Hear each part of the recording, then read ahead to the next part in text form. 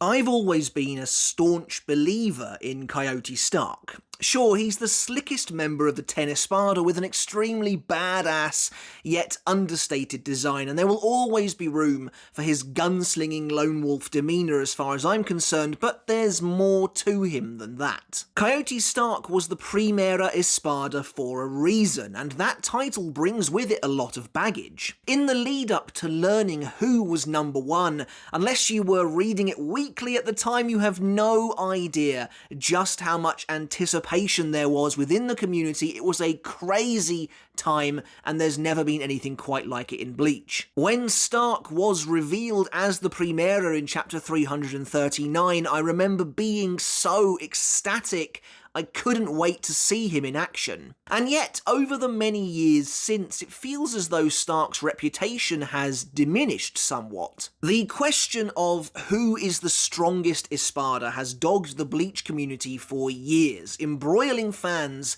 in what feels like an everlasting debate. It doesn't help that the meaning of the Espada numbers has changed significantly over the years.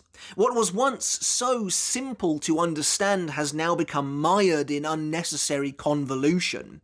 When the hierarchical system was first introduced, it was a basic ranking of lethality, ordering the Espada from the strongest to the weakest. Since then, it's been retroactively changed to refer to the amount of Reryoku each Espada has, not their combat effectiveness. And then, even more recently, the numbers themselves seem to refer only to each Espada's individual aspect of death, and nothing more. Plus, there's the Yami situation which threw everything out of whack. Now, this video isn't to argue that Starrk is the strongest Espada. I'd like to dedicate a full video to that ranking sometime in the future. Instead, it's to shine some light on how truly impressive and frankly absurdly powerful Starrk actually was, despite the relative lackluster performance from someone expected of his rank. It's clear that Starrk was done dirty by Kubo in the fake Karakura Town battle, but then so were all of the top 3 Espada. Ultimately, at least in my opinion, their appearances all paled in comparison to Ulquiorra's, who was quite clearly given prominence over the rest, likely due to his proximity in the narrative to Ichigo. But that doesn't mean we should detract from what Starrk both did and didn't show on the page. He's extraordinarily impressive, even more so when you consider he's barely even trying for the most part. And when we do finally glimpse Starrk actually giving it his all for but a single chapter, well, the results speak for themselves. So, to begin, there are 2 huge roadblocks facing Starrk and his image that we need to discuss, that we need to deal with before we can move on. The first is his lethargy and his general lack of interest in fighting. Starrk is blessed with obscene power and skill, but chooses to spend his days lounging around and sleeping.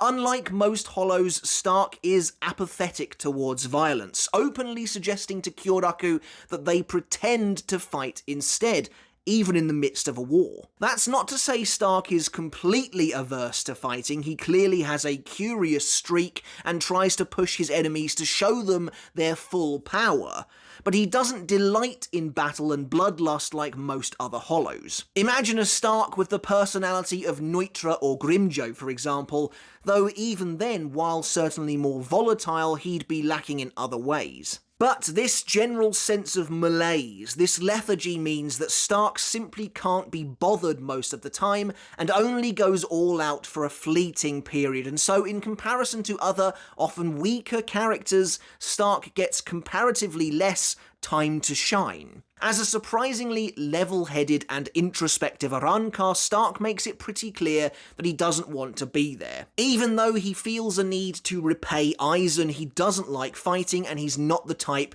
to indulge in a need for revenge either. It takes a pep talk from Lilinet to finally get him to act, to show what he can really do, but by then it's almost too late. The devastating sneak attack from Kyoraku only serves to annihilate whatever motivation Starrk had managed to build up, sealing his fate. Kubo made a bold choice with Stark, taking the single most hyped up Espada, the Primera, and turning him into an emotional fighter, one with perhaps a little more depth and conscience than the majority of Arrancar that we had come to know, but that doesn't make him any less powerful. It simply means he's less likely to show it off. The other issue facing Stark's perception among the community is a strange one, but it's his method of attack. Cero is not particularly exciting. Every single Menos we've ever met can use Cero, right the way back to the very first Menos Grande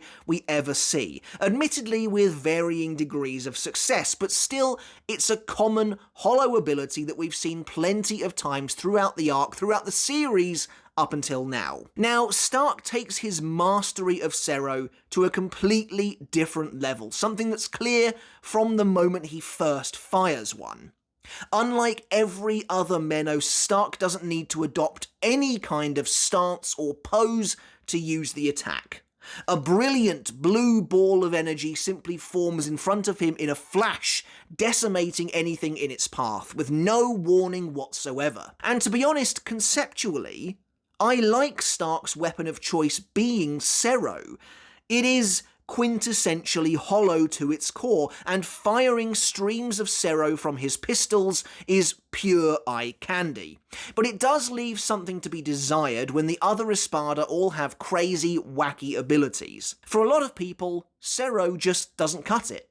Even Kyoraku himself retorts that if all you're doing is firing a Cero, he won't need to use bankai, something Stark seems desperate to disprove. Now, Stark does have his own crazy, wacky ability that comes into play much later, but Ceros are the main thing he's known for. And to be honest, despite Cero being a common attack, the way Stark can use it is incredible. Don't forget that while we have seen Cero a lot from the lower ranks and the underlings, every time an Espada uses a Cero, it's a big deal. The first time Yami blasts Yoruichi with one, she is terrified of the attack. Ulquiorra's first Cero rips through Ichigo, shattering his hollow mask, while Harabel's Cero obliterates a wing from Toshiro's bankai with ease. With his pistols, Stark is firing off Cero of this kind of level at a near constant basis, with the power to just demolish buildings. Then there's Cero Metraleta, which may be one of the most impressive abilities used by an Espada ever. Again, it feels oddly low-key because it is just a Cero at the end of the day, but Stark turns his pistols into fully automatic machine guns, unloading potentially hundreds, if not thousands of Cero onto Kyoraku in one go, even able to turn and move them in a gigantic wave to give chase to an opponent. This is something the rest of the Espada couldn't even dream of getting close to being able to do, and Stark does it all so effortlessly. As a massive Kyoraku fan, even I'll admit it's nonsensical that he's able to avoid them all, though the implication is that he was about to get hit, and even felt the need to use bankai after witnessing that ability. The key thing you have to remember about Stark is that everything is understated. That's the point.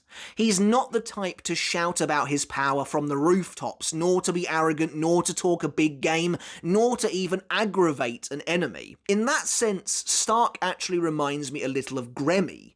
They've both got immense capabilities, enormous, limitless potential, and never felt a need to prove their skill to anyone. But I suppose that earlier phrase sums up Stark perfectly, unlike most Hollows. As revealed in Stark's brief but enlightening backstory, he and Lilinette were once one being, who split themselves into two to escape their unending loneliness. So, unlike literally every other Arrancar who seal their true power and form into a Zanpakuto to later be released, Stark doesn't do that. Instead, Lilynette acts as his Zanpakuto. She is where their true power is stored and needs to be released from, Stark's other half. By the way, in regards to this, presumably that means the sword we see Stark wielding in battle isn't a Zanpakuto at all, but just an empty blade, right? Anyway, consider how immense they must have been as a single individual that their power had to be split between two completely living beings, as opposed to condensed into a sword. It's a situation very similar to Kenpachi and Yachiru, though not totally the same. In fact, I would say Stark's circumstances are arguably more impressive, as he's basically walking around with a living, breathing, corporeal embodiment of their own power who can talk and act totally independently of him. I guess Yachiru is essentially the same thing. They do feel like parallels in more ways than one, that's for sure. But where Stark is concerned, we see the natural birth of an extremely powerful Vasto Lord Arrancar, one who looks totally and completely human, save for his hollow mask remnant and hollow hole. Outside of that, Stark is the single most human-looking Arrancar, even going beyond Baragon, one of the oldest Vasto Lords to ever exist. While Baragon takes the form of a human skeleton, Stark is flesh and blood. Even after Stark and Lilynette split themselves apart, their Reiatsu was enough to passively obliterate the souls of hollows around them simply by being near them, to the point where you have to assume it's so colossal that no amount of control will truly subdue it, or else they'd be doing it. And clearly this is different again from Baragon, who is able to hold court with numerous considerably lower level hollows without apparently affecting them at all. But now that we've shed a light on some of the issues facing Stark as well as some of his background, let's take a look at his actual performance on the page and how everything comes together to create one of the most insanely powerful characters in Bleach, who sadly only gets the tiniest fraction of time to show what he's really capable of. Even outside of his raw abilities, Stark is impressive in many ways.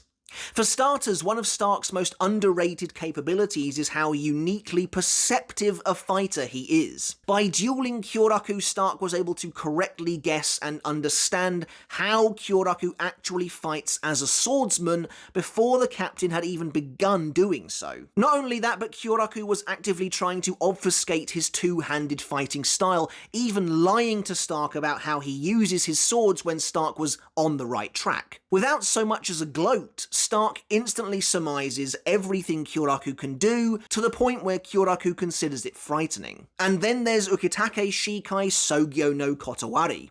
Stark, again showing his penchant for curiosity, actively baits out Ukitake's weapon before deducing everything it can do after a mere 3 examples. Ukitake is genuinely impressed with Stark's mind, and Stark goes so far as to detail the intricacies of Ukitake Shikai right down to how the talismans connecting the two blades affect its power, before even speculating that after everything he's learned, Ukitake Shikai likely has a limit and prepares to exploit it. And finally, even seriously injured under pressure and on the back foot, Stark is able to figure out the most opportune colour to call out during Kyoraku's Iro Oni game, dealing a massive injury to the captain's back and surprising him yet again, despite having only been playing this game for the first time ever for a few minutes maximum. So not only is Stark extremely calm in battle, but he's calculating too,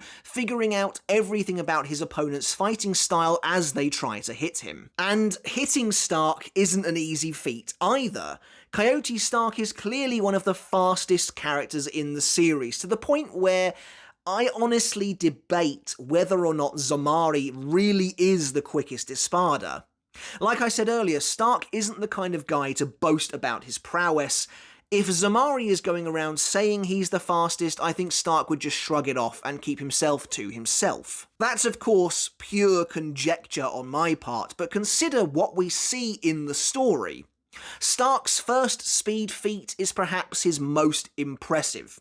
He instantly appears out of nowhere in front of Orihime in the middle of the desert of Las Noches without anyone even realizing he was there. There isn't even a motion to signal his appearance. He quite literally is just right there in front of her as though he's always been there. Stark is able to say a few words before Kenpachi and Ichigo both rush him, but again, he vanishes from the spot as quickly as he arrived, looking completely unfazed by the two fighters hurtling towards him. Ichigo is even astounded by Stark's instantaneous disappearance. Now, we don't know if Stark is able to make it to the throne room in a single step, but even so, this is massively impressive to the point where it feels like teleportation, even though it's not. And then there's his entire fight against both Kyoraku and Ukitake, and later Love and Rose.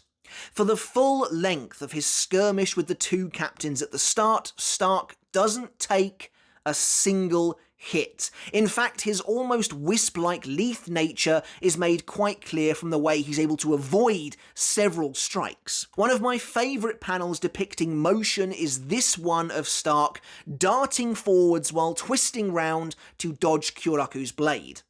It's expertly drawn, of course, and shows you just how blisteringly fast everyone is currently moving. Stark is able to not only dodge the attack, but turn and point his gun in Kyoraku's face before Kyoraku's arm has finished its downward swipe. Really, Stark is capable of dodging every slash of Kyoraku's, every redirected Cero of Ukitake's without so much as breaking a sweat, which again feels like something that's often overlooked. Stark is so calm throughout the fight that he feels he's able to hold a casual conversation with Kyoraku while the latter is actively out for blood, attempting to kill Stark in a single hit early on. Not only that, but Stark appears behind Ukitake in a flash, shocking the captain, who himself is one of the oldest, most proficient fighters in the Gotei. On top of that, despite his thin frame, Stark is very durable, to the point where Love's Shikai Tengumaru is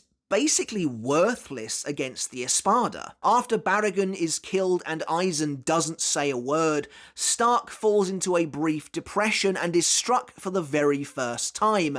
Love successfully lands a massive hit on him, sending the Arrancar spiralling down to the town below. However, despite being smacked in the face by Love's spiked cudgel and crashing full force into the buildings beneath them, Stark is completely unharmed. There's not a bruise nor a mark on him, and he only replies with a simple ow. When you get to his offensive capabilities, well, I've already detailed why I think Stark's absolute mastery over Cero is underrated, and how incredibly dangerous it is to deal with. Cero being lightning fast complements Stark's own agility, enabling him to flit about the battlefield, blasting his enemies, and even disrupting their own attacks with an instantaneous beam of energy. Now, of course, all of this is great, and it certainly adds up to one of the strongest, most talented fighters in Bleach, but it's all for nothing if Stark simply isn't interested in fighting. What happens when the gloves finally come off? What happens when he's finally motivated to take the battle seriously and display what he can really do? Stark's most powerful, most secret, and most deadly ability, something that in my humble opinion is perhaps totally unmatched among the Espada in terms of raw techniques, is finally revealed after Lilinette convinces him to go all out in his battle against Love and Rose. Although it's sadly only for a single chapter, we finally get to see what the Espada worthy of the Primera is truly capable of. In the skies above Karakura, Stark summons an enormous army of ghostly wolves, formed like flames from his bandoliers, sacrificing his pistols in the process. Not only is this one of the coolest looking abilities in the series, but it is absurdly powerful, capable of running rings around two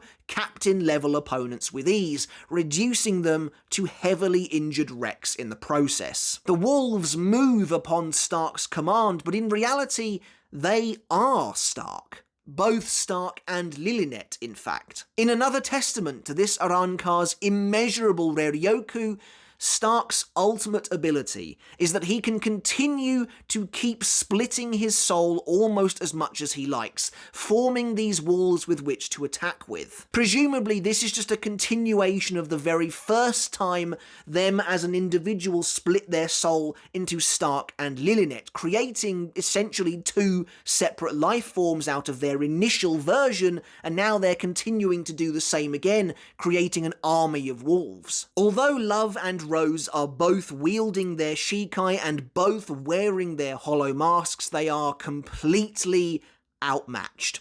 They don't even get close to Stark's main body, which is now just able to sit back and watch the mayhem unfold without lifting a finger. Although the two Vizards manage to destroy several of the wolves, they simply reform in the air before them, a never-ending onslaught of power. Despite seemingly being actual soul beings, the wolves appear to be almost ethereal, able to move through the rubble beneath their feet, appearing out of the earth like jets of water before diving through the air, moving unnaturally to reach their targets. The moment they clamp their jaws down onto their victims, the wolves detonate in furious pillars of flame, massive explosions seriously wounding both Love and Rose. There are so many of the wolves as well, and they move in such an unpredictable way that it turns out to be simply impossible for Love and Rose to remain on top of them, resulting in them both being injured in a devastating fashion by the end of the short fight. Here we actually see Stark using everything he's got for once. Activating his ultimate power, he and Lilinette are splitting their shared soul once more, sending out legions of unkillable bombs, essentially, that hunt down their prey. The wolves aren't mindless. They are more of the Espada themselves, their incalculable Ryoryoku continuously siphoned off to create additional warheads. Honestly, it's such a devastating ability that you have to wonder if there are any drawbacks. Stark explains that they are dividing their soul, treating each other as a weapon, so does constantly ripping their soul apart like that weaken them overall? Would their soul eventually restore itself over time? This is really unlike almost any power in the series, because very few characters have that kind of raw Ryoryoku necessary to be able to pull it off. It's almost difficult to wrap your head around it. These wolves are all individual fragments of both Stark and Lilinette, and yet even just a few of them are enough to nearly kill Love and Rose without any intervention from the main Stark himself. Of course, the anime famously takes this ability a little further. While the disappearance of the guns in the source material would imply this form is predominantly Lilinette's portion of the soul, the anime takes that idea and runs with it, turning the wolves into the embodiment of Lilinette herself, to the point where, if the wolves are destroyed, Lilinette is presumably killed. Now, we are only looking at what we see in the source material here, but I thought it was worth bringing up.